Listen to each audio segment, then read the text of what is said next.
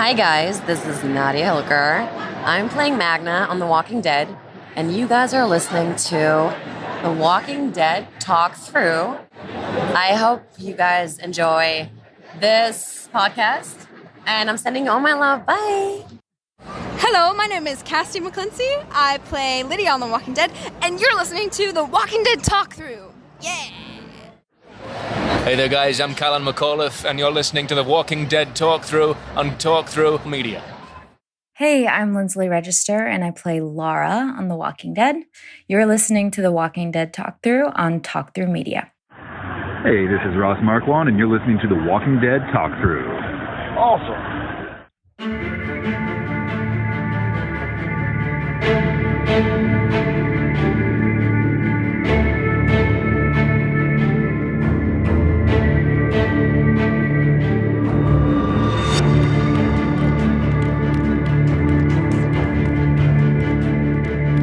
Survivors, welcome to episode 158 of The Walking Dead Talk Through, the Ones Who Live edition. I'm Kyle.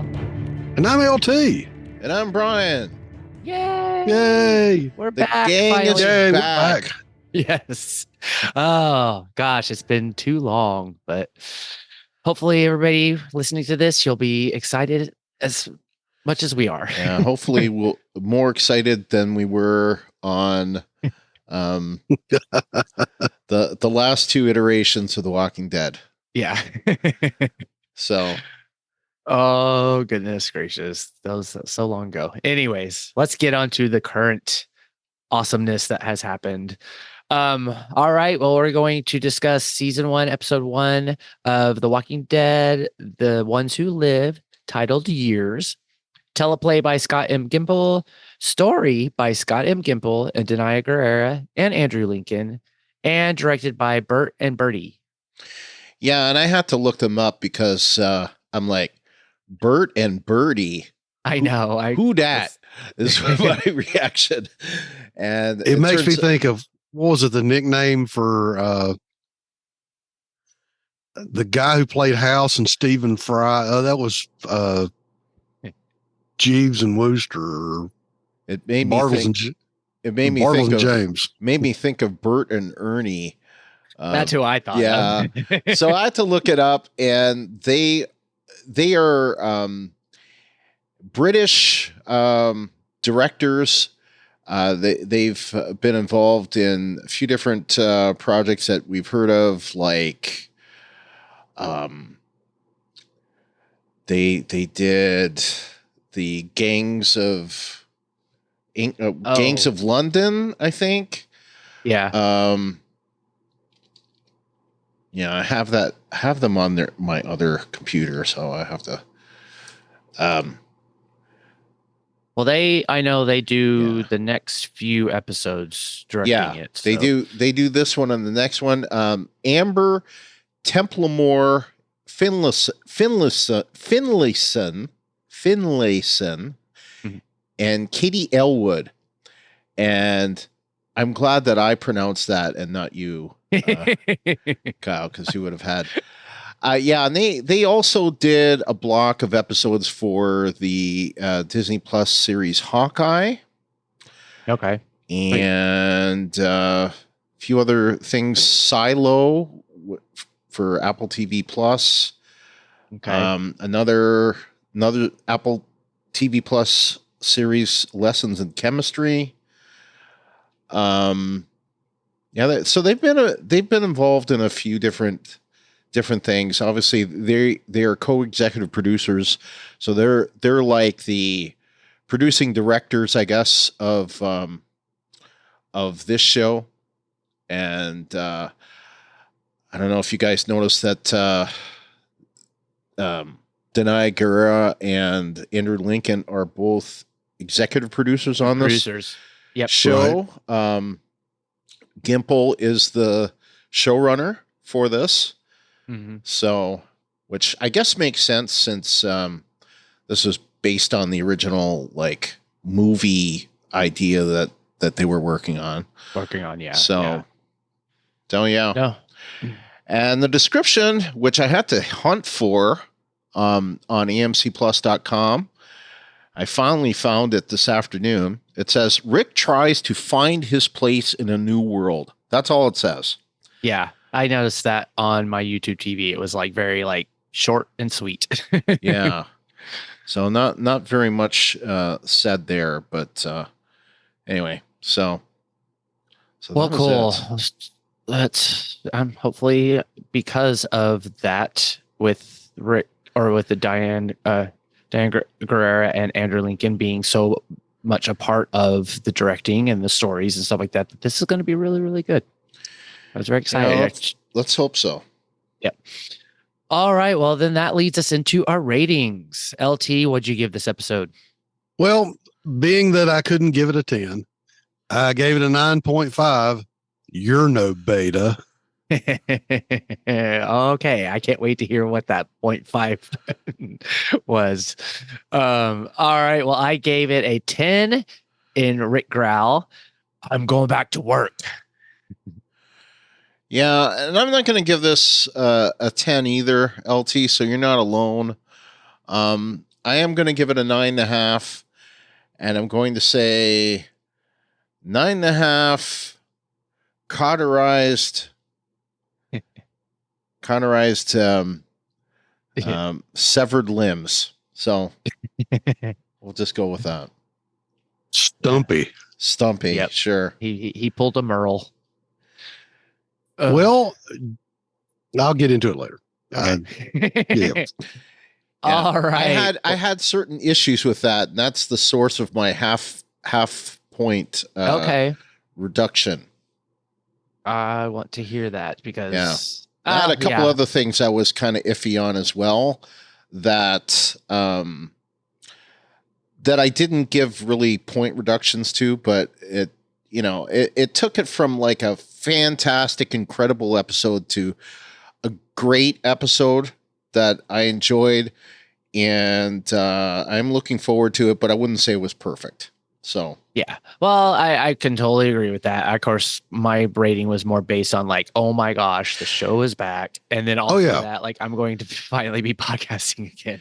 Yeah, and that was my initial reaction to it, and because I was just happy how good it was, and then I kind of was like, what?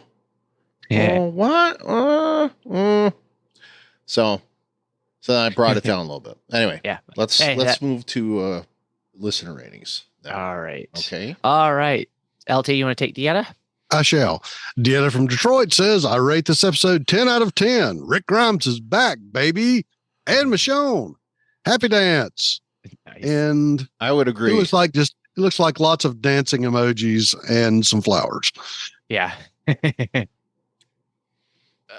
All right. Glenn is from Toronto. Gave it a 10-10. Rick Grimes is a handful to the CRM. ...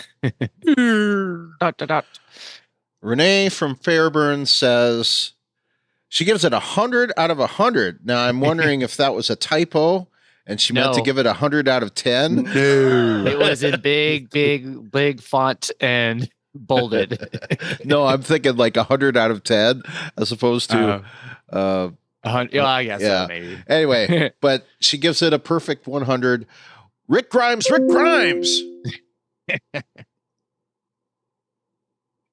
All right, LT.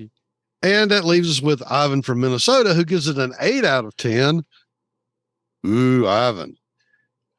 And he says Rick Grimes is back, but maybe a little less handy.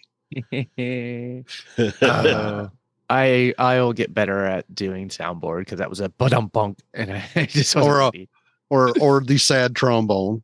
Take your pick. All right. Well, that was all the listeners' ratings. So let's get into our awesome sauce. Awesome sauce. All righty. I'll take first. Dieta from Detroit. She says Rick Grimes monologue when fighting with Okafor. Is it Okafor? I think so. I think it's Okafor, isn't it? Okafor. Yeah. Close enough. Yeah. All the things dead guy. Yes. All the things I went through, you don't get to choose for me. Oh my God, this scene was so intense and powerful, especially when you think of all the things Rick has gone through to survive in the apocalypse. It just sends chills down your spine. Oakford played his scene perfectly. We'd agree. Okay. And next up is Glennis from Toronto, who says, Rick, Rick, Rick, Rick, Rick, Rick, Rick, Rick, Rick, Rick, Rick, Rick, Rick, Rick, Rick, Rick, Rick. She goes on to say, full circle, Rick gazing up at that chopper in Atlanta, The Walking Dead season 1, episode 1, to then actually piloting a chopper in this episode. So awesome. Mhm. Yeah. And I'll concur. All right, Brian. Ivan from Minnesota. He says, holy crap, Rick and Michonne are actually alive, and we finally get to see them. I enjoyed The Walking Dead after they left, but man, it is good to have them back. Andy's acting in this was some of the best I've seen from him. Loved the scene when he's yelling at Okafor and telling him he can't decide how Rick lives his life. But Okafor had a crazy response, and wow, did not see the bombings coming into play with him. Also, that ending was so shocking and brutal with him blowing up, and Michonne finding Rick had me going crazy. Great episode. Yeah. I would concur. I thought that the helicopter scene, because I was mostly like, I wasn't sure what was going on. I started getting like weird, like Fear the Walking Dead with what's his face? I just totally blanked on his name. Anyways, just like it was just like, what's going on? Like there's this like then the explosion of I was like, oh, you thinking of Travis? Travis, yeah. Just it was a helicopter, and then all of a sudden it was like a shocking moment. It was just all hell broke loose, and I kind of was like, oh wait, what's going on? It's cool. Well, I guess that leaves us with Renee from Fairburn, who says Michonne and Rick fighting their way back to each other with hearts. Mm-hmm. Rick being Rick with two big flexes. The way he took out those walkers, his determination to just get back to his loved ones. I cannot reiterate this enough. And she finishes with Michonne shooting that plane out of the sky. More flexes, my girl. Yeah, that was cool. But I had some questions about that. Well, I have some editorial on that, I think. Sweet, good. All right. Well, that was all of our listeners' awesome sauces. So that goes to ours. LT, you want to take this off? I shall. My first awesome sauce was just how much I missed Andrew Lincoln. We've survived a lot through our apocalypse. You know, after he blew up on the bridge and rode away on the helicopter, I'm not taking anything away from anybody else who is still on the show, but Rick is Rick. We all can agree that character has a special dynamic, special place in our hearts. And just seeing him back being Rick again, I really enjoyed it. I have some questions, of course, but for the most part, it was just really good to see him back in that role and being exactly mostly the Rick we missed. There's some stuff that I'm sort of annoyed about, but for the most part, it was, Rick Grimes being Rick Grimes, and I'm all about that. Yep. My next bit of awesome sauce is that we finally get more CRM stuff, that we finally get to see a little more behind the curtain, get to find out a little more how things work. We get to see, a few of the things we've been wondering about. And, it was a good time. I'm sure that there's still more secrets to be uncovered and still more things going on. But for the most part, I think they've gotten into that and realized that all the fans have questions, and they're slowly throwing us some more tidbits to kind of fill in the holes in the puzzle. Mm-hmm. And I included this part in the awesome sauce, and it'll come up later as well. But I think it's pretty awesome that Rick lost a hand. And before everybody goes woo-woo about that, everybody who read the comics know that Rick lost a hand in the comics. So that the Rick Grimes at the end of the comics was one-arm Rick. I didn't necessarily dig the way they did it, but it fits with the character. It fits with the arc that they have established in the comics.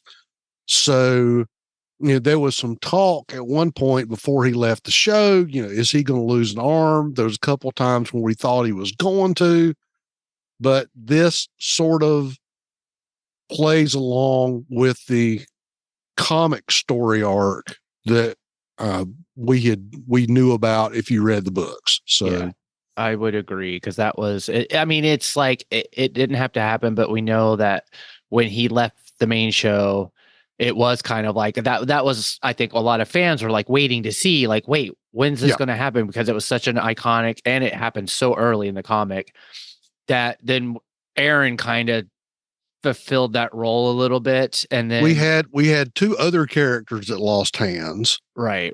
Which, Merle lost his and then Aaron lost his, but that was just not quite the same.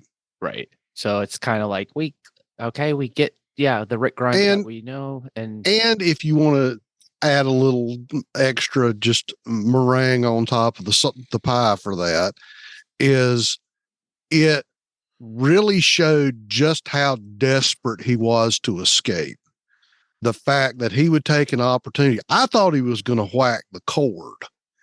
mm-hmm. I'm thinking he's going to, whack the cord or whack the chain or whatever he was hooked to. But when he whacked his hand off, I'm like, holy cow.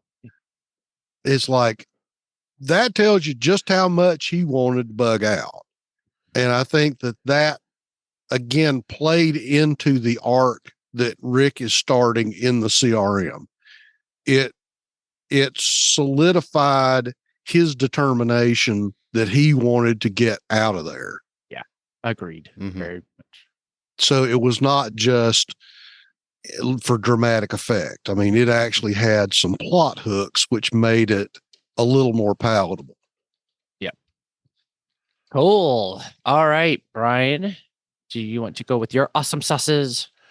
Well, a lot of what LT said was what I was going to say. Though I have issues with said detachment of said hand, not specific to the fact that they detached the hand, because, that he cut off his hand, that he lost his hand. I know that, that was a big thing of the character in the comic books. I know that Andrew Lincoln had shown some thought of like, well, why can't I lose my hand? Like the character. I thought I was going to lose the hand. So I'm not surprised that they did this. I thought that this was great. However, I'm not, I have issues with the way it was done and the choice that was made in doing it. So, and I said in our chat earlier today, I don't know if you saw it, LT, I was going to have certain questions regarding that, which I will bring up later. Yes. And perhaps you do have similar questions as well, but I thought that that was a good choice that they did. I knew how much I missed Andrew Lincoln, because I think my love for The Walking Dead died a little bit after he left. He was my favorite character. He is my favorite character. He always will be my favorite character. And when we lost him, I think that my love for the show, which was, in the time that he was on The Walking Dead proper, it was by far my favorite show in the world. Nothing could touch it. I think after he left, although I still loved the show, my love for the show died a little bit. So, because I loved that character so much. And I didn't like that Carl left the show either, but I think it was actually when Andrew Lincoln left the show that I kind of lost a little bit of my love for the show in that. So getting him back was something that, took a long time to come. I wish it hadn't taken as long as it did. We all know why it took so long. COVID was a big part of it. Writer's strike, probably added some months to it. But, it finally happened. So, we got back to it. I should say writer's strike and Screen Actors Guild strike. So, getting the character back in the universe, and with Michonne, this was the one I was waiting for, and it didn't disappoint. We finally get to see General Beale. So I'm glad that we got to see him, and I think Terry O'Quinn was a good choice for that role. I want to see more of him and how that goes. The explanation of why Rick never got away was good, and I would say mostly believable. I do have some questions with that, and the whole Okafor and leaders and Omaha as well. Was he involved in the destruction of Omaha, or did that happen separately? I'm not totally clear on that at this point. So we can talk more about that, but I thought that this was a good first episode. Like I say, I can't rate it a 10 because I did have some small problems with it, but otherwise, I thought it was a really good start. Better than the certainly better than the Daryl Dixon thing, which I still haven't watched all of, and you need to let that go, man. Yeah. Just let it go. If you watched all of it, the first part would make sense. Okay.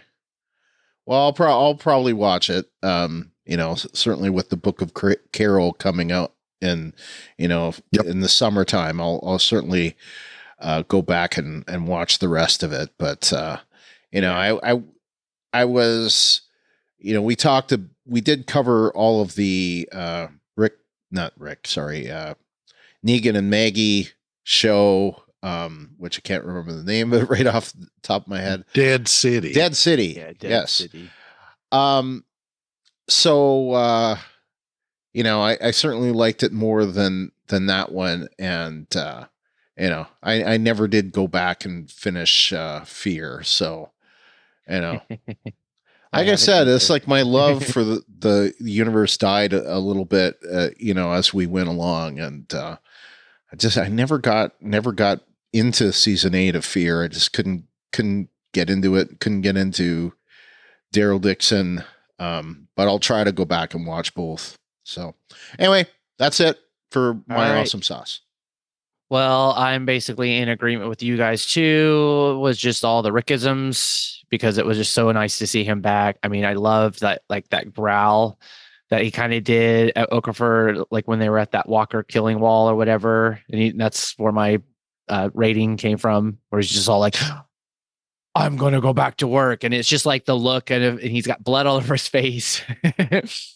And then like, obviously the big standoff between them, that was really, really good, because it's that look on Rick's face that, that it's like, if he wanted to really kill you, he could.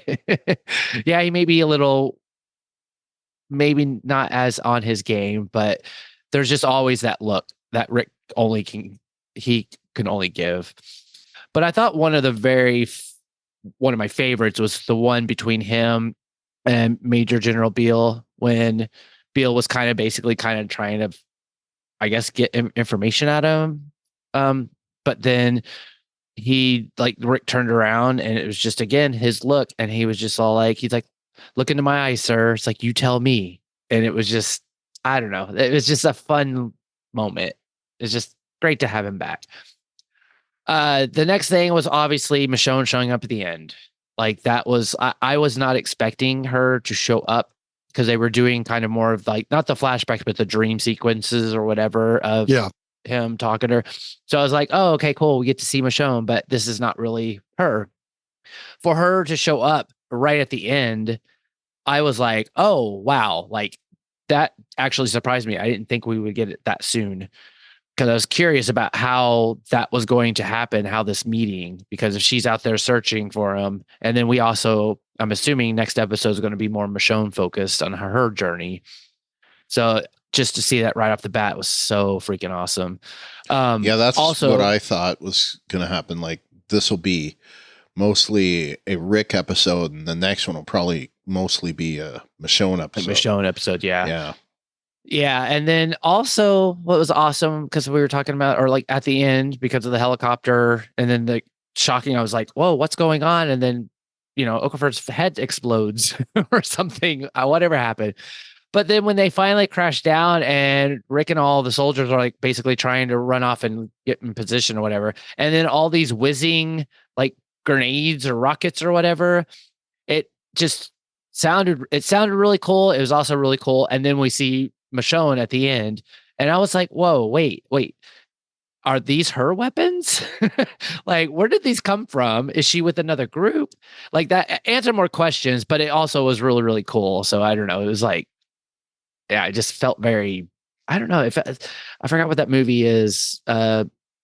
Something of Tomorrow with Tom Cruise, when he's like going back and forth in the future. It was just like that sound effect. It was just all like monsters and stuff. Edge of Tomorrow. It was just this, and it was just this very like sci-fi sound effect or whatever. So it just added that element, like, oh, what is this? Like, this is something new or like different, because never heard that before.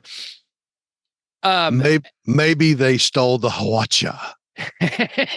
Yeah, maybe. We don't know what Michonne's travels, like what she. Well, and her armor was very, very samurai looking. Yeah, so. And very nice and very like, yeah, it was very high quality, high end stuff. She found it at Macy's. And the last thing was just getting more information on the CRM, because what we've been given, and this is where I kind of had a little like, or just kind of hit me to having a little bit more appreciation of World Beyond, even though that wasn't quite one of my favorites, but to even have that backstory of what happened in Omaha and all that stuff, it just really laid those pieces nicely. So that it wasn't like we were walking into something new and we're having to sit there like, okay, who's Omaha? Who's Portland? Right. Yeah. What's this whole thing going on? Yeah, because we've been getting little snippets here and there. We got a few snippets in Fear. We got a few more snippets from the kids show. And now you can use all of that together to sort of inform what you find out now. So it's not a very full picture, but it's a more complete picture than we would have had before. Right. Yeah. And I think it also allowed that for those that have watched the shows or whatever, it's like, we're not like, it gives us the familiarity of like what's going on and like, the connection, so that it's not this just kind of like, oh, another group, oh, another whatever, and this and that. And it's good groundwork. So I'm very happy that happened. I threw in here getting more on the A's and B's. I mean, it's been so long. Maybe we talked about this, or we had kind of our hunches of maybe what the A's and the B's are, and Rick being an A, and that it was all about like A's are people who are strong and leaders and like people would follow. And so we find out that that's who they basically take off and kill, because they don't want those kind of people. And B's are more of just like your normal everybody. I'm just trying to survive. So it's like, great, we have somebody that will basically be submissive and just basically, you're happy to be alive. Now go work in the mines. And it was just nice to finally get that kind of spelled out clearly to me. And I enjoyed that. So, Yep. And that was pretty much it. I mean, I thought the whole episode as a whole was awesome. So we'll just leave it at that. Cool. All right. Well, then that takes us into our weak sauce. You're worthless and weak. All right. LT, take it away. All right. Ivan from Minnesota says the whole hand thing is all anyone has talked about coming into this. Yes, he lost his hand. Yes, I was angry when it happened. However, they somewhat redeemed it with that dope knife hand. I love that thing, so I'm willing to let it slide. Yeah, agreed. I like that hand. Well, you are far more generous about the hand than I am. Talk to the hand. Well, all right. Cool. Well, that was all of our weak sauces from listeners. So, Brian, do you want to go first? Yeah, I mean, the one thing I thought it was a little bit hard to believe that Rick would just think of killing himself with a piece of glass. You know, I would think that Rick could find something a little more effective to kill himself with. So that was a minor weak point in a pretty strong episode. My issues are more on the what side of things. Questions that I have to ponder. yes. Not so much weak points, but I thought that one thing was just a little bit tiny weak. So, yep. LT, you want to take it away? Okay. Well, I put a lot of my objections in the weak sauce, and I do have some whats, but this is where I just kind of said this is kind of thin. And like you said, Brian, the first weak sauce I had was suicidal Rick. You know, I guess it's where he was to the point where he was so despondent about things that he's having these, big saggy emotional moments where he's trying to kill himself. And like you said, cutting your throat with a piece of glass is not really a dude way to kill yourself. That there's several other things that he's involved with that he could probably do a much better, quicker job of. Yeah, I mean, in the first episode of The Walking Dead, in the tank, he was going to blow his brains out in the tank, but yeah, I think he was out of bullets or something. Yeah, or something like that. Yeah, it was something like that. That would seem to be a more effective way, to kill yourself than just a piece of glass. So. Yeah.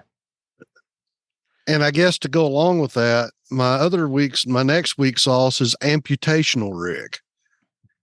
So it was a good idea. I don't think he thought it out real well. The fact that once you sever your hand, you really need to have tourniqueted yourself.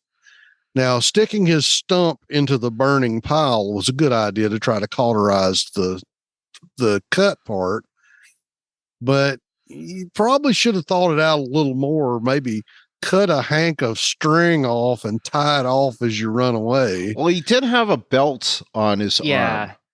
That was before he did it. He did have a belt on his arm. I thought that was part of his jacket. I didn't see it as he took his britches support down to wrap around his arm. That and I've got to bring the hand up. Not that I thought that it was so cool that he had the knife attachment, which I figured he would, because that seems to be stock and trade of people that lose limbs in that fashion in The Walking Dead, that you have some sort of attached pokey thing. It's just the fact that they made his hand that clenched fist. And it just reminded me of something that I saw once in the back of a magazine that your uncle keeps stashed under the bed. Oh God. Sorry, that's I'm thinking, that, and well, if you haven't ever seen the movie Top Secret, I'll tell you later.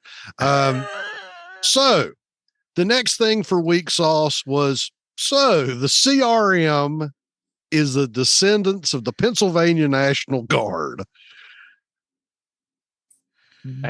Apparently. When Bill was talking about, well, we were defending the city and, Okafor bombed the Marines, but he's basically saying that, the Pennsylvania National Guard is what founded the CRM. And I'm going, well, that might explain a lot. And just for editorial content, folks, I spent 14 glorious years of my youth in the National Guard, so I can speak with some degree of authority. I just was going, they got awfully organized and awfully gung ho for, a bunch of activated weekenders. And they fought off the Marines, and I'm kind of scratching my head, but, and I guess the last thing I have for weak sauce is, well, I guess we know what they did with all those props from the kids show, because they had the zombie face poking sticks, and more leather jackets with the CRM logo on it, and Which is not terribly surprising, given the fact that no. But it's the fact that, well, we've already got these in prop storage, so we don't have to make new ones. Right. Some of the stuff looked awfully similar, which again, it's understandable, but I was kind of going, well, they didn't have enough money to make the movie, so we got to cut corners somehow. So yeah, there was just a few things just from like props, set dressing, different things like that. Yeah. I'd really love to know where they shot that scene with the park benches. Oh yeah. Because I really don't think they shot that in Pittsburgh. Yeah. But anyway. Or Philly. Was that supposed to be Pittsburgh or Philadelphia? It's Philadelphia is what That's I wrote what I down. thought. That's what they said towards the end. And I've never been to Philadelphia, so I don't know if there's like a river that looks well there is, but it doesn't face the city. Okay. The place that I was in, the river's not that wide. Mm-hmm. See, that's why I was trying to make it Pittsburgh, but yeah, well, they say Philadelphia, but if it's Philadelphia, that means they've got the Philadelphia Naval Yards, so that would explain boats. All right, I'm just looking at a picture of the skyline, and that does look like Philadelphia. So that we saw, because there's a tall, spiny kind of like Chrysler building type building that is big in Philly, and there are a couple of them like that. Okay. Yeah. Well, it's been a while. It's been a while since I've been through Philly, and it was in the evening on 95. So, yeah. All righty. Well, yeah, I didn't really have weeks because I kind of left mine more into the whatses. So let's go into the what sauce. What? We actually surprisingly didn't have any from our listeners. So, Brian, I guess you're in the first in the deal, so you want to go first? Yeah. What I will say here is that hold on. For some reason, I couldn't get my page back.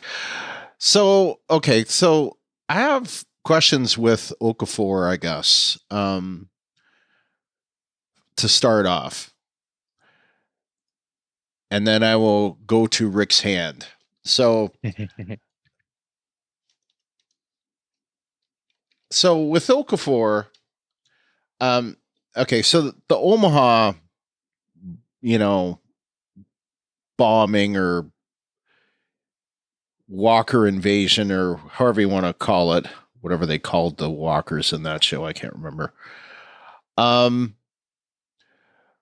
Was that Okafor that was involved in destroying that, or was he knowing that was coming and was trying to change things from within? That's a question that I was a little confused about based on the way that they presented it. It certainly seemed that Thorne seemed to think that there was something going on with the CRM that would cause him to do that, I guess. So I'm thinking Okafor was trying to prevent it or knew that something was coming, and I don't know, but what's your thought on that? Because I don't have I guess I'm still trying to figure that out. Good question, because go ahead. I guess it seemed like maybe he had caught wind of something. Yeah. I don't think that he was acting guilty enough to have been involved. Yeah. But maybe he had gotten wind of it or knew something about it. Yeah. Yeah.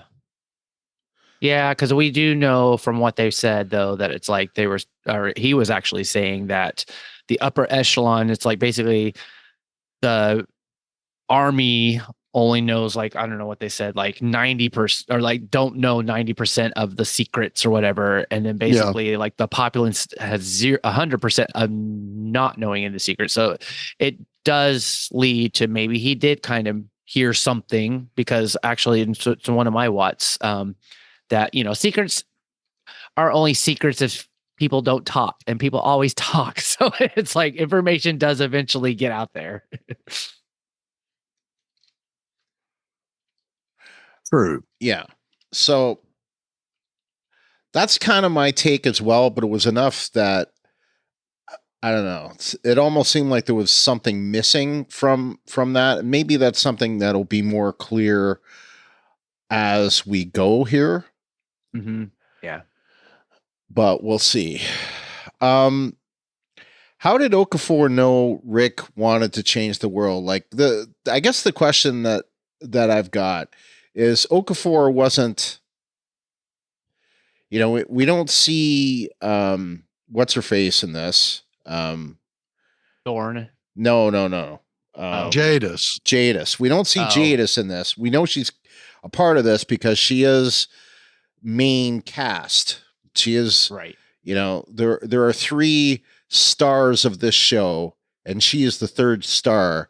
And other than in flashback, we don't see her at all in this episode. So we know she's probably going to play into this at some point, probably going after Rick or whatnot. But,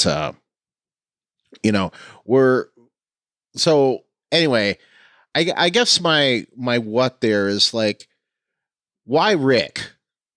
Other than the fact that, did he pick Rick because he had to pick Rick because of, plot armor, or, was there something like, I think that his idea that Rick would want to change the world is correct. I think that he did accurately, determine that Rick is the kind of guy that could make for change. Okay.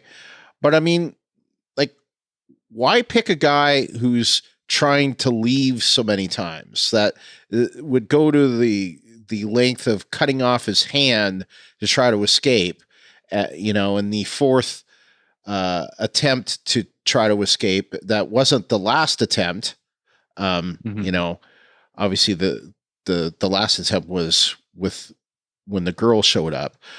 That kind of got aborted before it started, but like I'm just trying to wonder, other than plot armor, or trying to remember the name, the word for this. Why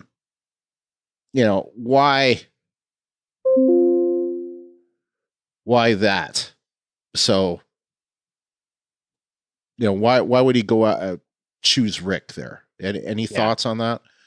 Maybe he was reading his mail. That's Well, I mean, he certainly did seem to research Rick. We got that, when Rick confronted him, that he was able to research Michonne, and right. Certainly, yes, it is an uncommon name. Although I'm pretty sure that there are babies these days that are named Michonne for the character. But Well, who knows? yeah, I mean, maybe they have spies. Yeah. Because I was trying to juggle the time frame.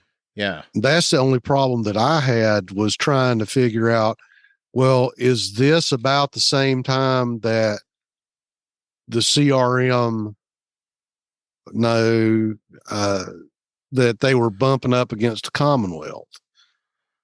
That they're,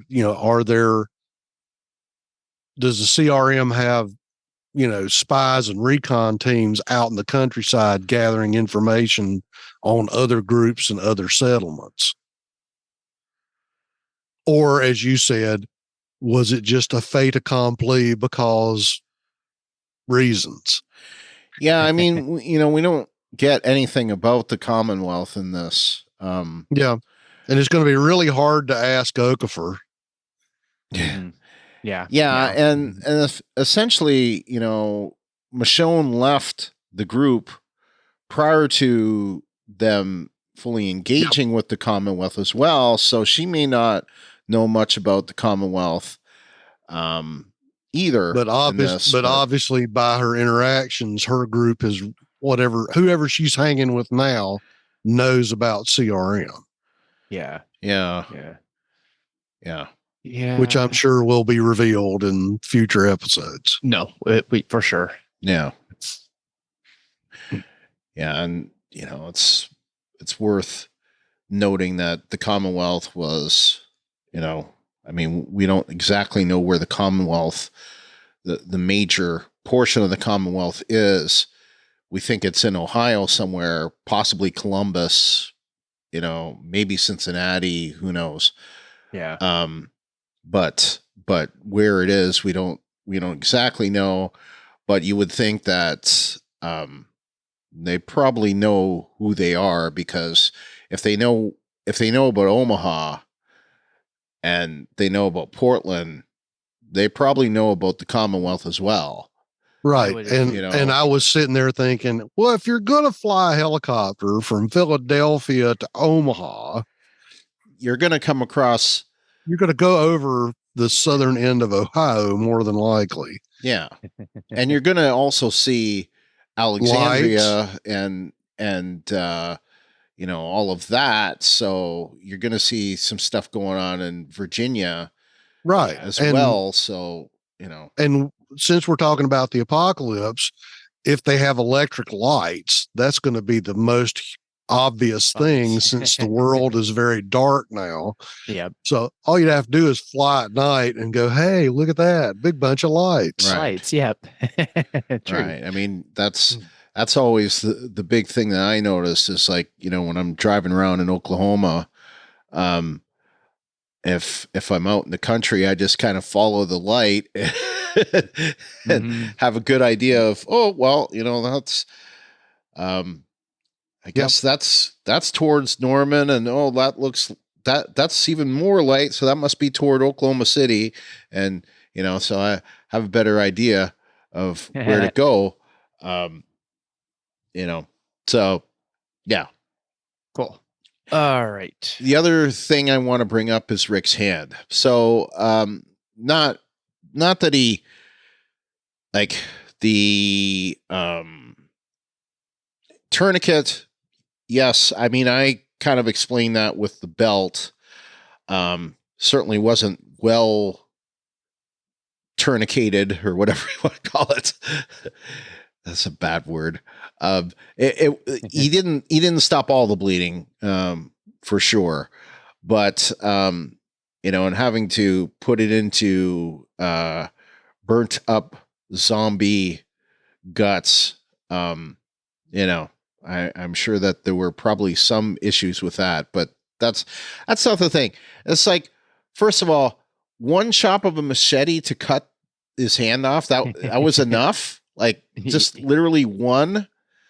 That was the first thought. And why not try to chop the cord, like or chop the connection to the cord? I mean, that's where I was like, that's what I thought he was going to do. So why he went straight for cutting his wrist off, I thought that was kind of surprising.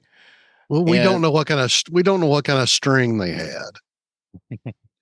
I mean, maybe he did the math and figured, well, I can chop my wrist off, with this, but the actual cable may take several chops, and I won't get away with it. And once I change clothes, they won't know I'm an escapee from CRM because I don't have a handcuff on one arm. Yeah. So I was just, I mean, they could have done it a different way. A more, a way that, I don't know, made me not take as much pause. Like, for example, maybe he was trying to escape and a zombie bit him in his hand and he had to get it chopped off accordingly. That would have been a little more believable to me. In the comic book, didn't it wasn't a zombie bite, wasn't it the governor that took it off? Yeah. It was the governor. Yeah. Spoiler. So I guess, it was kind of appropriate that it wasn't because of Walker, but still, I don't know. I just, the mechanism of cutting it off made me pause a bit. So yeah. No, yeah. That's all I got to say. Cool. LT. All right. We were talking about the helicopter, and from what I could tell, it was not a missile. It looked like to me that it was a big spear, and possibly a big spear with an explosive tip, which is why you have the delay. Yeah. Now, the technology does exist that, yes, currently I do have the blueprints to make a giant crossbow using Toyota leaf springs.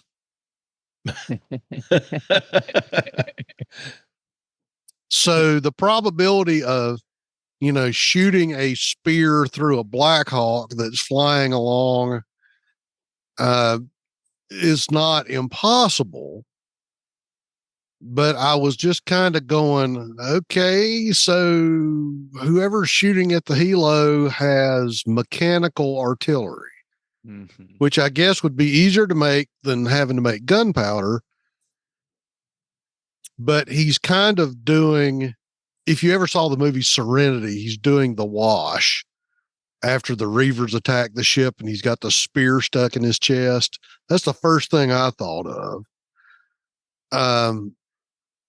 But then he goes split.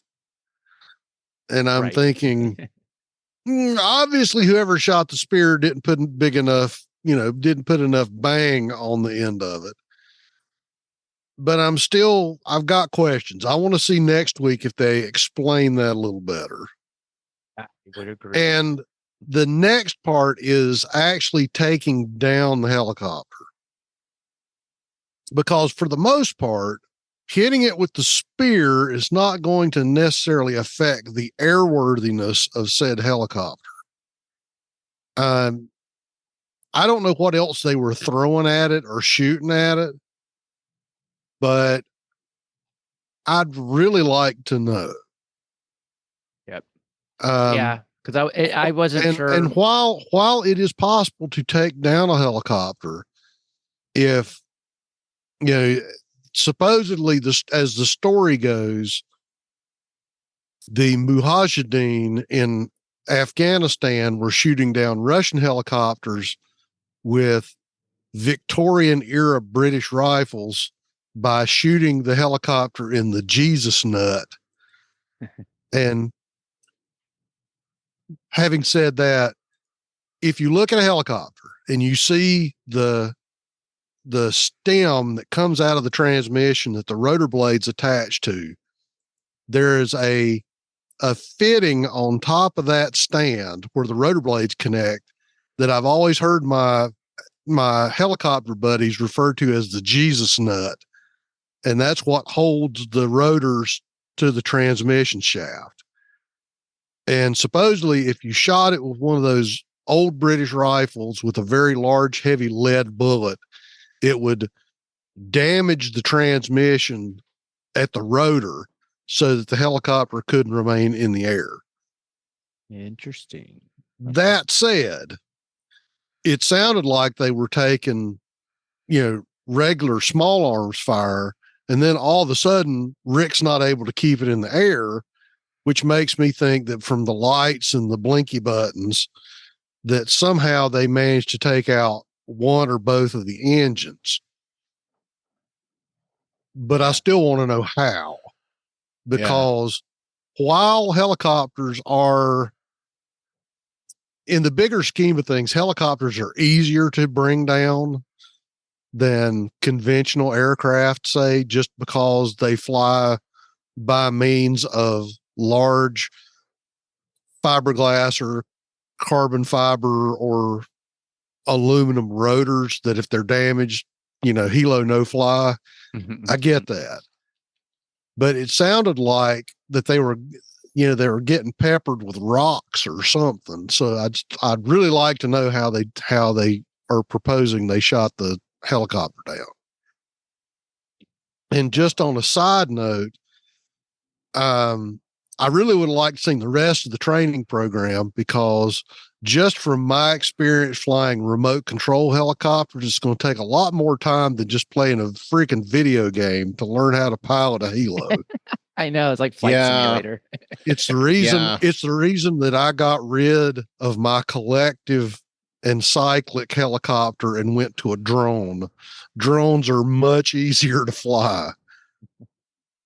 There's lots less woo-woo to deal with. Yeah, it's funny that you mentioned that, because that was something I thought of myself, but I didn't put it down. So yeah, because if you're going to fly like a Predator, some kind of drone. Okay, sure, video game, you can do that. Flight sim, it works. But helicopters are different. They're complicated. Yeah. You've got two pedals and two sticks, and there's a lot more to it. So, well, and this time, we at least we got to say, Carl, get to the chopper. Oh goodness. But anyway. Yeah. So that's about it for me. Yeah. No, but but you're also then bringing up kind of another, like, I don't think I wrote it in here so much, but that, even though it was really cool to see the chopper basically get attacked and then come down, and then all these whizzing grenades and missiles or whatever the heck they were. Yeah. And seeing Michonne, though, it did lead to being like, okay, well, Michonne cannot be the only one doing this. Correct. She is with a group that we just don't know who that is or like whatnot, this and that. So it was cool. And yeah, you're like, how do you have enough power to bring down a helicopter if you're going to be like a lower level survivor that's just like scavenging? So it's like, okay, is this another some offshoot of this, like CRM, that people that like somehow got away, or other groups that Yeah. And see, you're getting into my third watch questions. Because see, the first watch was like, wow. And the second watch was, And the third watch was, I have questions. Yes. Yep. So with mine, I already talked about helicopters really.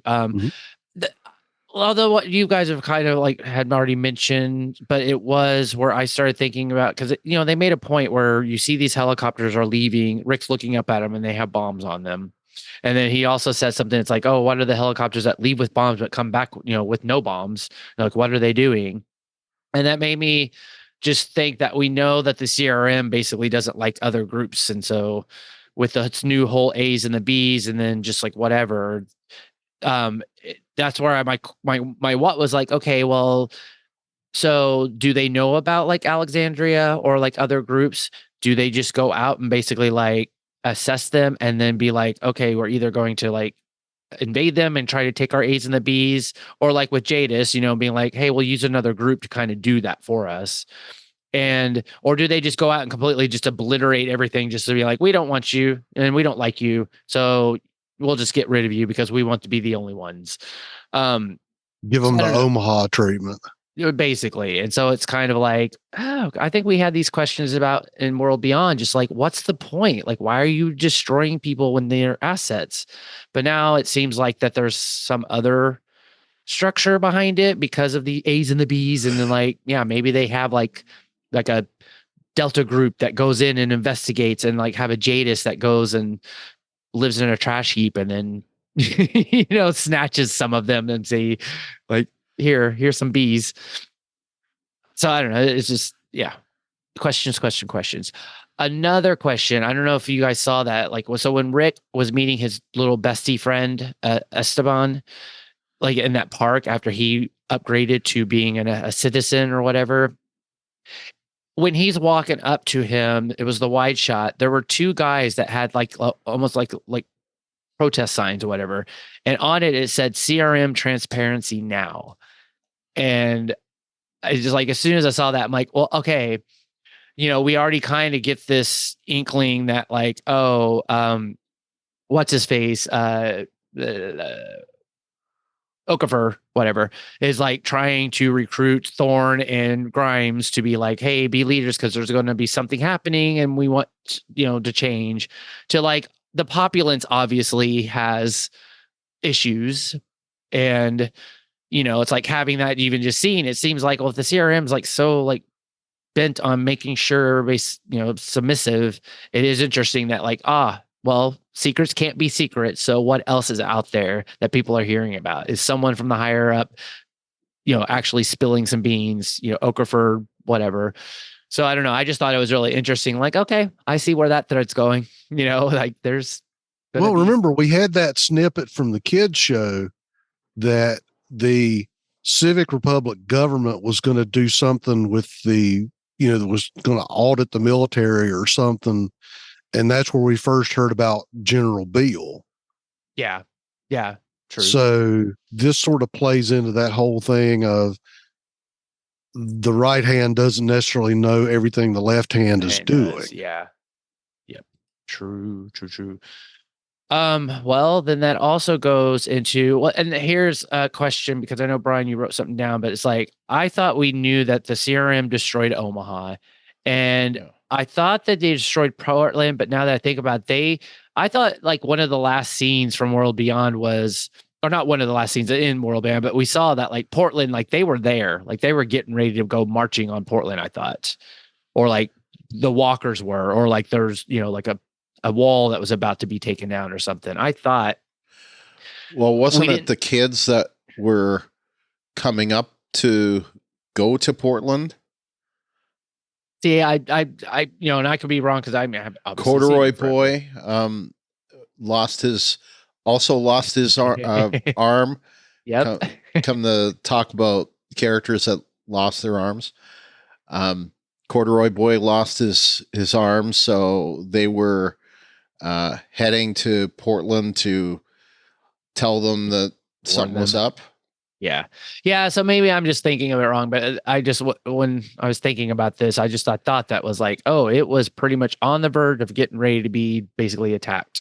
Yeah. I thought there was choppers on the way. It was like everything was like in motion. But if I could be wrong, I'm just thinking of a different way. But again, the question is like, gosh, why does CRM just destroy everything they have? And all about it seemed like they were talking about like, oh, they're not secret enough. Like they're not hiding enough. Like, so they're a threat in that sense because they could I don't know. So anyways, it just makes me think, yeah, like, okay, I'm worried about, Alexandria, and obviously like Michonne's name came out of Okafor's mouth. And so obviously, yeah, Jadis probably has a lot to do with that. But then it's like, it seemed like that he was trying to kind of use that as a like, forget about her, or they'll come after her and destroy her and everybody else you meet when you're out there and blah, blah, blah. So I don't know. It still was kind of like just a what on just the CRM's whole motive. Yep. All right. Well, that really thought I had another what, but I'm not seeing it in my notes. If it comes to me, it'll come to me. All right, well, then that gets us into our sad and aw sauce. Aww. I'll start with Dieta first, and she says, aw sauce, love sauce, the reunion of Rick and Michonne, loved. And then she's some heart emojis, some heart face eyeball emojis, and the love emoji. Need that skull and reading emojis. Well, we're still, if anything, older than we were when we had trouble decoding emojis before. So next up is Renee from Fairburn, who says, sad. Rick trying to get away and having to cut his arm off, but that prosthetic arm with the hidden knife is definitely going to give Aaron a run for his money when it comes to badass prosthetic arms. And she has some flexes. Rick wanting to kill himself because he misses his family so much. Sad faces. And she's got awe. Of course, Rick and Michonne seeing each other the first time in forever. And she's got the same lovey faces. And of course, she also has sexy sauce. To which she says, Rick in that black uniform with that beard.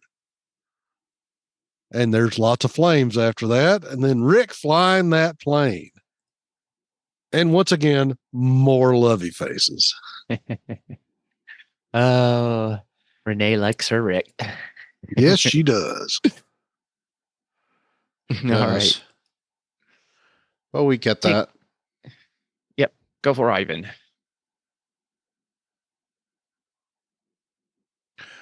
Oh, Ivan says a good portion of this episode. Oh, wait a second. That was not. Yeah, that was okay. Yeah. Okay. Ivan says a good portion of this episode. I mean, Rick thought of killing himself like 2 or 3 times here. It was hard to see. It just sucks CRM does this to people, and you can feel his pain. Also, R.I.P. to Okafor. Fantastic character who is now just gone, and he seemed like a decent guy who was trying to change things potentially. It feels like his loss is pretty big. Yep, I'll agree with that. We know how this show or just this universe loves us to introduce us to characters that are like we kind of like or are interesting to take them away. It's their thing. Yep. always be afraid if your character suddenly gets lots of exposition. Yeah. All right. One thing I didn't say about him that maybe I should have put in my what sauce wasn't, I don't know, it's not really a what or a week, but I found between him and Thorne, they were a little hard to understand at times. You know, like Thorne with her South African accent, and Okafor had some kind of, I don't think he had an accent, but he had this like weird droll way of talking that made him somewhat hard to understand at times. That I noticed, and he was a little droll in the way that he talked for no reason whatsoever. Yeah, I kind of got that. Yeah. Anyway. Oh. All right. Well, that was all of our sads and aw sauces from our listeners. That goes into ours. LT, I'll let you take the first one.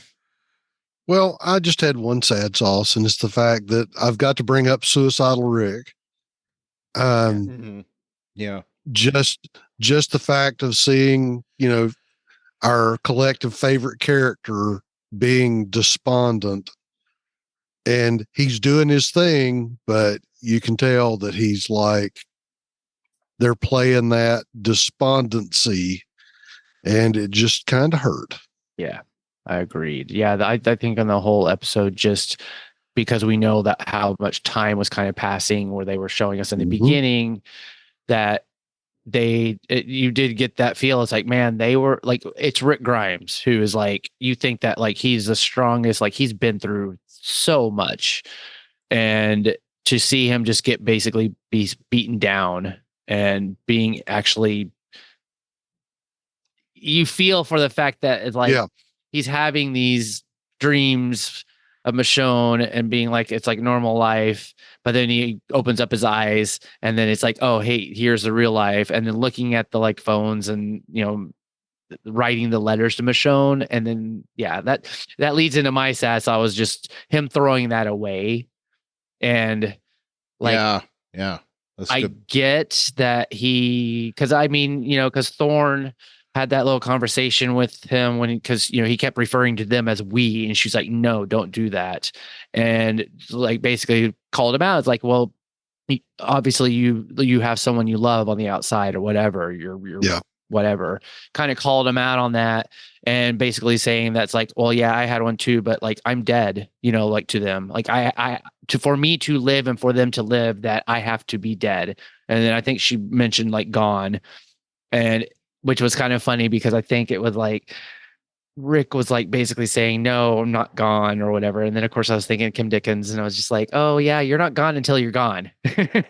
But in this instance, to save those that you love, you almost have to be gone. And then see him basically make that move of throwing all that away after his last letter. And it was like tear. Like, yeah. All right. Well, that was all of our sad and osses. So let's go into our feedback. We can talk about it. Done talking. Time to listen.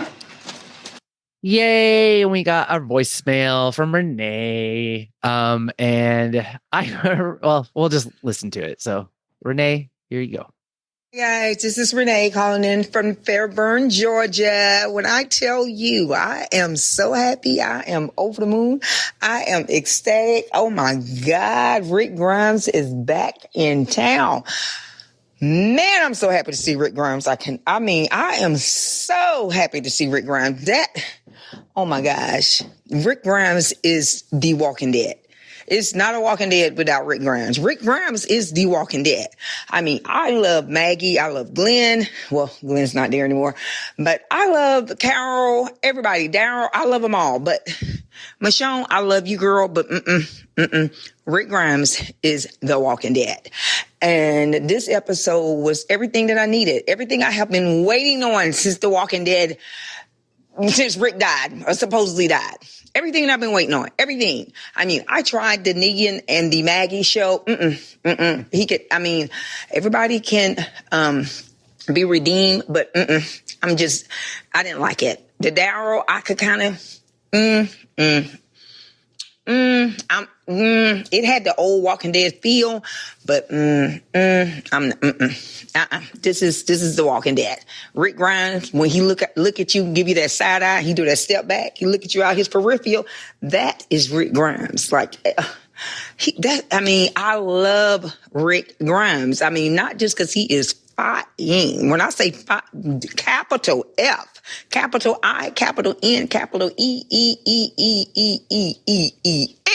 Rick Grimes is fine. When I tell you that man is so damn fine, it makes no sense. Okay, I'm sorry. I had to go on that little tangent about Rick Grimes, but we can talk about the episode. The episode was, it was just everything I needed. And I do not want the next week's episode. What I do not want is the whole episode to be Michonne's backstory.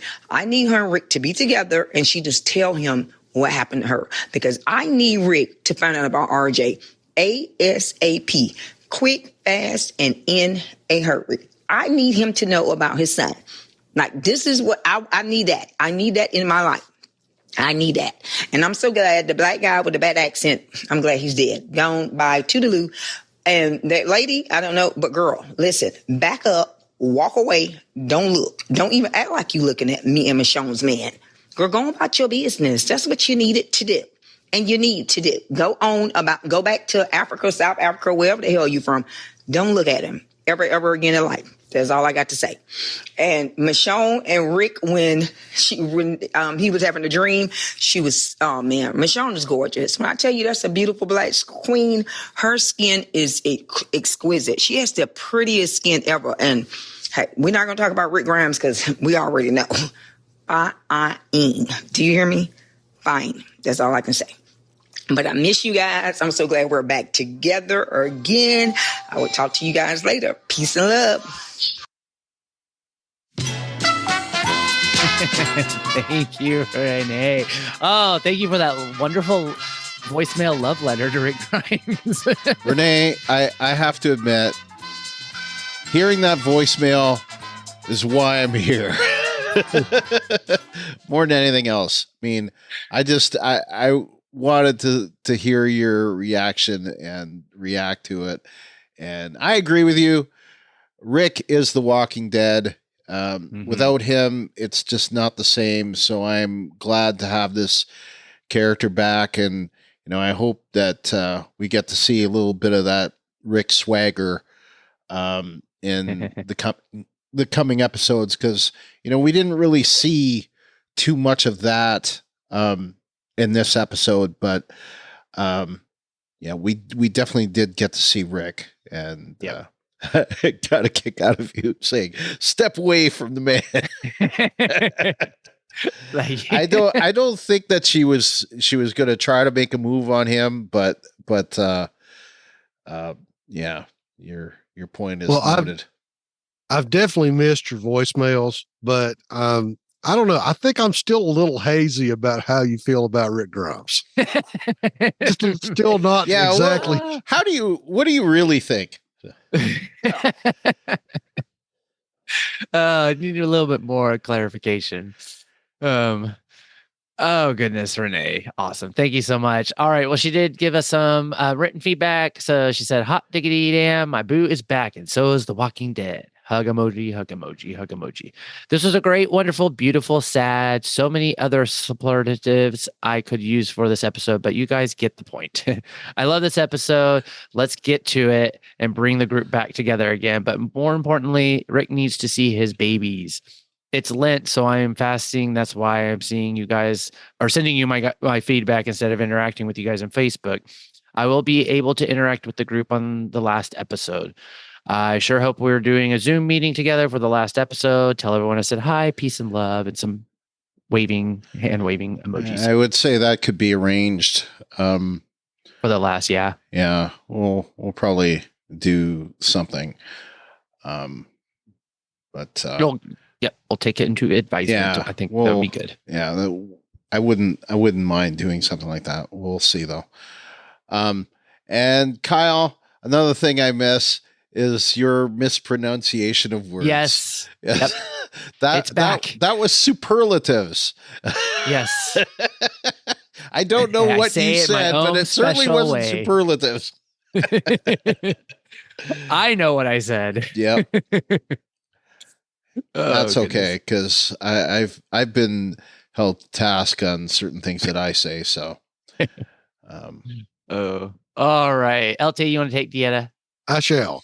Dieta says, man, what a freaking episode. We've been waiting for this for so long.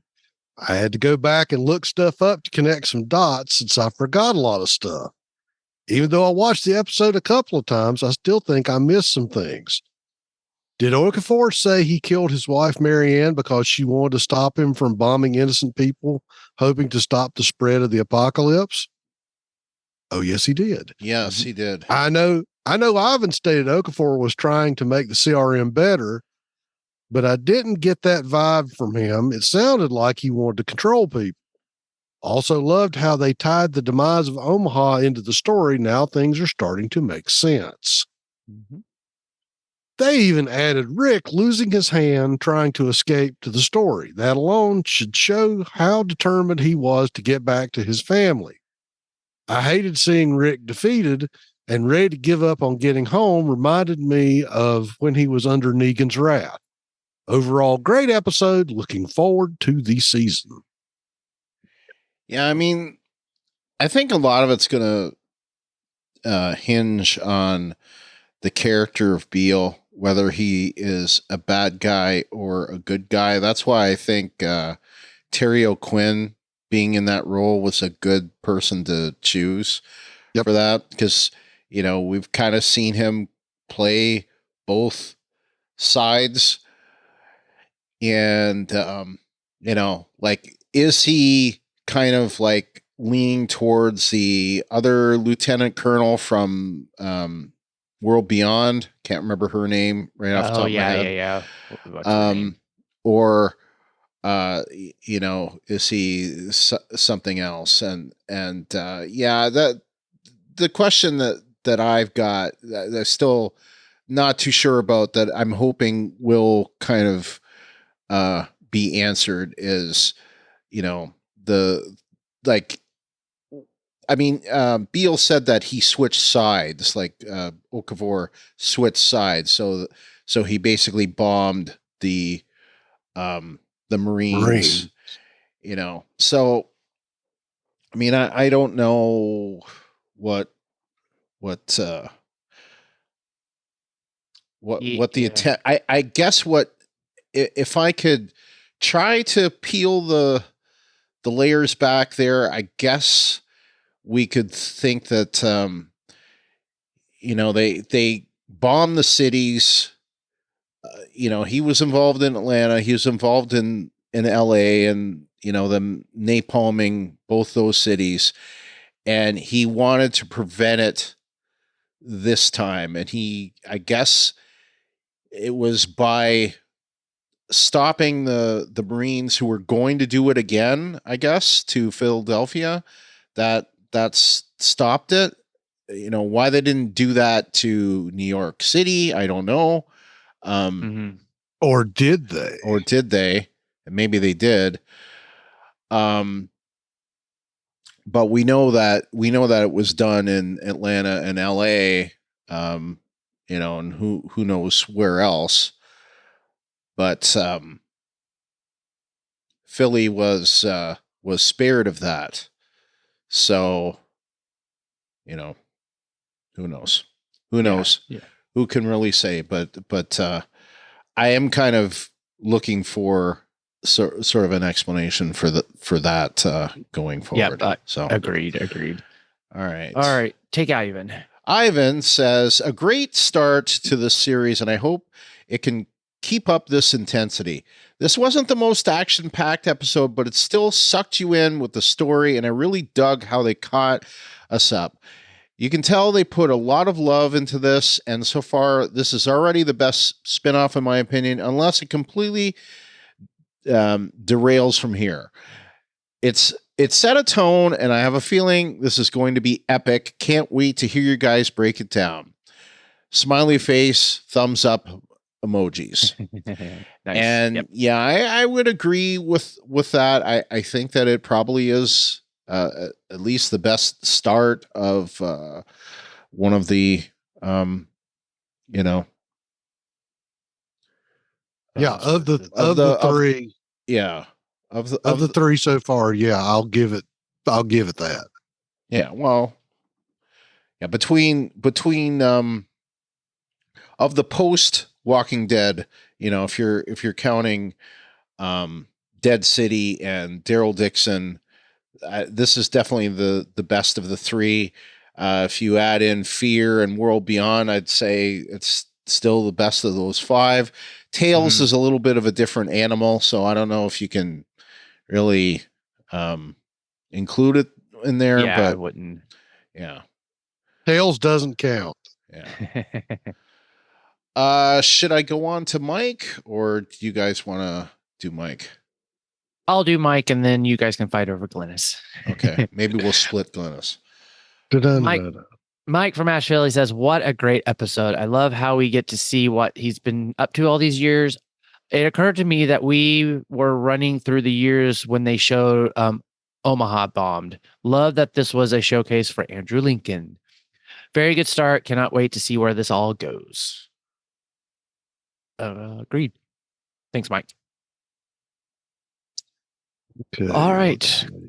Take Glennis. All right. Well, Glitch Toronto says Rick on a yo-yo controlled by the CRM soldier to kill walkers. So why are all these walkers wandering around on fire? The proper axe, not a hatchet this time, hey Negan. Just wow that Rick would go to that extreme to escape and chop off his hand. Ouch. Update. Just recalled he had the same anguish when he was asked by Negan to cut off Carl's hand. I wonder if they had to edit out the snot for this scene too. The CRM sure insists on the bees being walker killing machines. It's true. After Rick was killing off all those walkers through the gap in the wall and getting angrier and angrier or desperate with his unending predicament, while thinking of his loved ones that he hasn't seen for years, and sinking down to the ground and his hand resting on his knee and his face all covered with blood, was the same stance and position he was in after he had killed Joe and that pervert who was struggling with Carl in The Walking Dead season 4, episode 16, which was strangely enough called A, and Rick is an A too. Oh yeah, that was the neck biting. Yeah. Okay, the atmosphere when Rick was seated with his back to the camera contemplating suicide, facing that dark sky with the wind turbines beat motion was pretty mesmerizing, signifying perhaps time going by and or the beat of Rick's heart. Yeah, it was very atmospheric. Brian, you want to take over? I was shocked when Donald Okafor blew up in that chopper. I had to remind that part as I wasn't sure what the hell had happened there, as it looked as if he had hit an ejector seat button, but choppers don't have those, but he just disappeared, or more correctly, disintegrated. But then I realized that it was an exploding shell. That's one fancy weapon Michonne has managed to get her hands on. That moment of Rick and Michonne seeing each other, I'm sure Rick is thinking, is this real or am I dreaming again? Yeah, that's probably a good way of putting it. They both literally couldn't believe their eyes, as that old cliched saying goes, my world is now complete. Having Rick back on a Sunday and setting the DVR for this show was a true pleasure indeed. I look forward to this Sunday when we'll be seeing Michonne's story. What's your story? He couldn't resist bringing in a Fear the Walking Dead angle. Yeah. What's your story? Oh, that's funny. Yeah. Yeah. The moment with Rick and Michonne, like, because Michonne was going around, I'm killing CRMs. And then of course, Rick is all in his helmet and this and that. And by luck, he didn't get stabbed. But yeah, that was just, that was just a great moment. I was so happy to see that. All right. Well, thank you, Glennis. Thank you, everyone, for your feedback. So glad to be back. Do you guys have anything else to add before we end the show? Well, the only go ahead, Brian. That it's good to have it back. Good to have the show back. Like I said before, I just had issues with the Daryl Dixon show, and I found that the Dead City kind of disappointed me in the end. I thought it started out pretty well and then kind of fizzled in the end. Yeah. But this one seems to have had a good start, and the dream sequence I'm a little, confused about, because it just seems like he's having a dream of Michonne and like had nothing to do with reality, like an alternate way of meeting her, I guess, in the real world, where I don't know, were they both students, like grad students or something, or I mean, that's kind of, or they're both working, or yeah. Like I said, I think it's just him trying to process missing her, and he's still thinking about how things were pre-apocalypse. So it's sort of that idealized soap opera, meet the girl in the park and eat lunch together and fall in love kind of thing. Yeah, and bring her 5 pizzas and a ring. That's right. It's a rom-com. It's a rom-com-y sort of dream. Yeah. It's just, I thought it was definitely, for sure, it was like pre-fall, because there was cars in the background, and that was, not like being hidden. It didn't really have any kind of like CRM-ish, like, oh, I'm going to get my job, because we knew kind of that setup from what he was. And I mean, I guess it's, he's processing all the pain and the missing, to then also this new reality that there's another city with, getting into the walls is like the goal. And, your brain does your things to process your pain. Yeah. All right. If that was all, well then. Well, I was going to throw out real quick. Okay. Even though we're not going to do a full news and rating thing, we did find out that Book of Carol is going to be out this summer. Yeah. So that'll be the next part of Daryl Dixon's big road trip. And I haven't heard anything about Dead City at all. I heard that it was going to start filming soon. Okay. Like in April. So they haven't even done anything yet. So really, that's all the news we have, because there hasn't been much Walking Dead chatter on the wire. Of course, I'm sure this show will fire some of that back up, but for the most part, I haven't heard too much, even post-strike and what have you.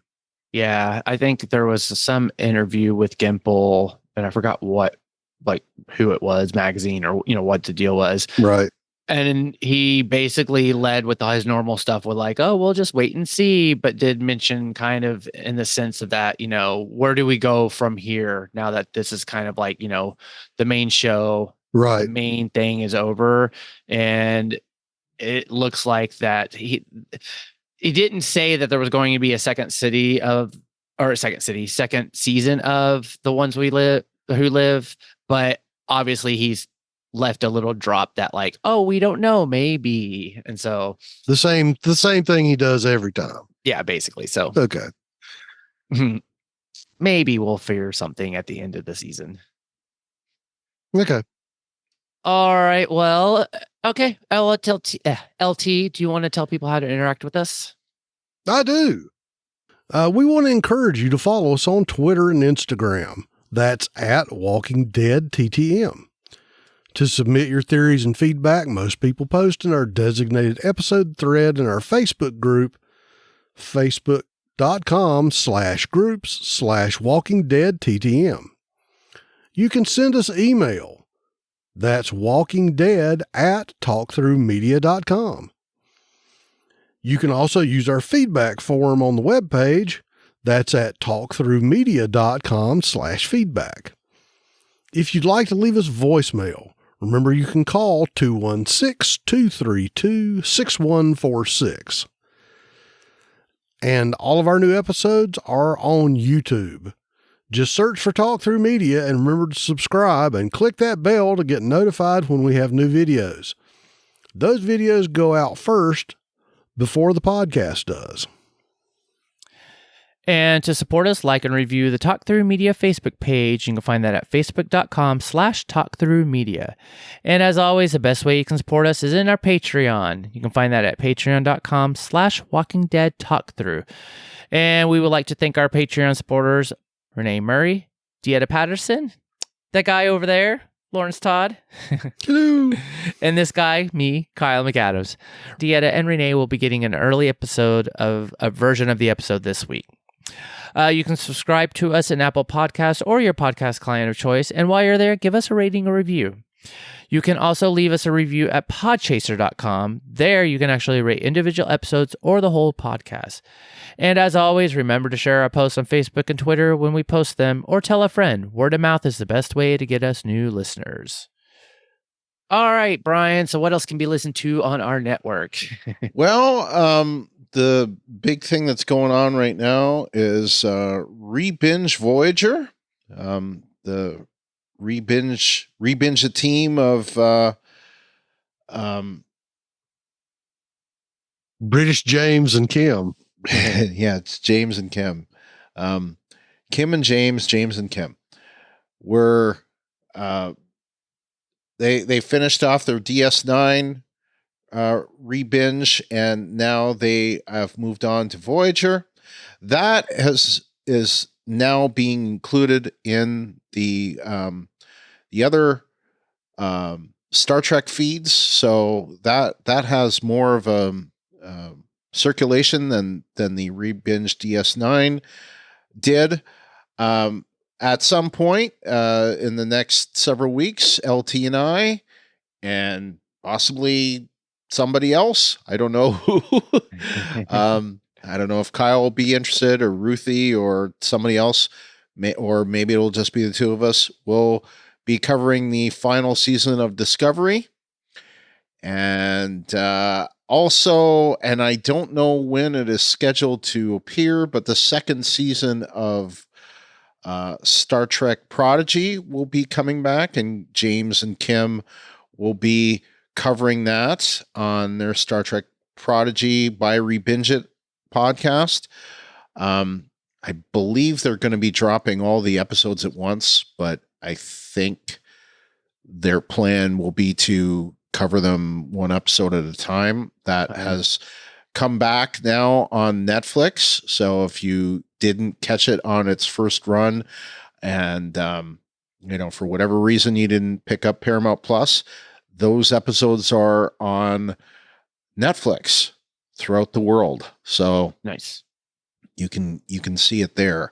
And I'm not sure when season 2 is to drop. LT, I don't know. Do you know? Have you heard anything? I have not heard.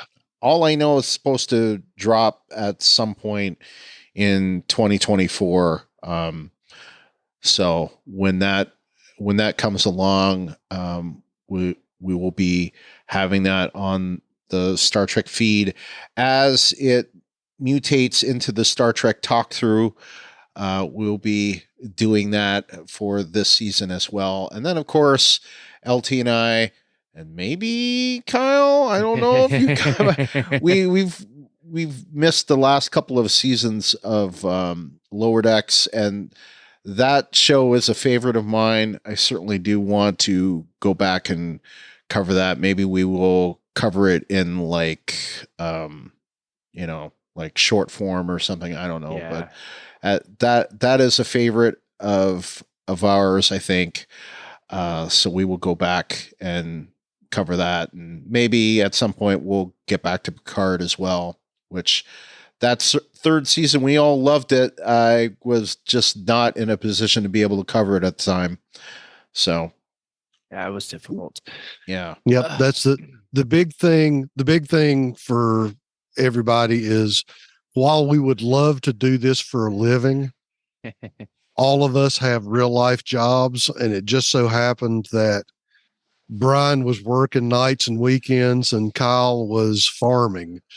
So even though I had technically the best availability as the professional government IT wonk now, I'm on call. So it just was a horrible conflagration of real life. Like I said, if we could do this and get paid to do it and we didn't have to worry about it and we could schedule when we want to, that'd be one thing. But we do this because we love it. And sometimes real life gets in the way. Yep. Yeah. But we've all said that we missed it. So hopefully we'll all be back in the saddle to continue on with Rick and Michonne. Yep.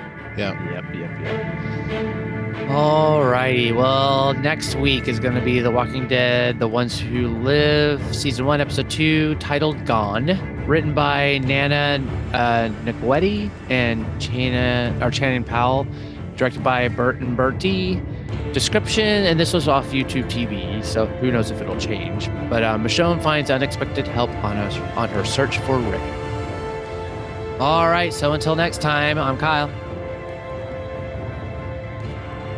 And I'm LT. And I'm Brian. And this is The Walking Dead Talk Through. Good night, everyone.